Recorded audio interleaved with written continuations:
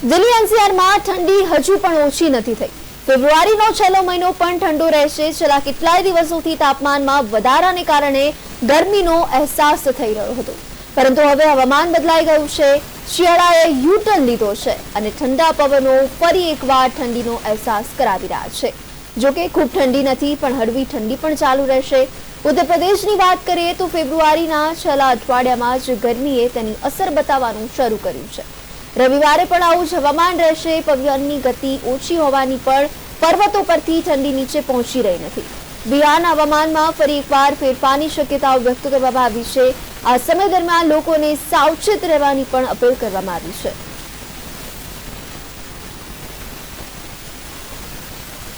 દિવસ દરમિયાન સૂર્યપ્રકાશ અને હવામાં ભેજ વધવાને કારણે પટના અને તેની આસપાસના વિસ્તારોમાં ભેજવાળી પરિસ્થિતિ પ્રવર્તી રહી હતી। ઉત્તરાખંડમાં આંશિક વાદળોની વચ્ચે કેટલીક જગ્યાએ સૂર્ય ચમકી રહ્યો છે અને ઠંડા પવનો ઠંડીમાં વધારો કરી રહ્યા છે। જો કે સોમવારે પણ રાજ્યના મોટાભાગના વિસ્તારમાં હવામાન શુષ્ક રહેવાની ધારણા છે।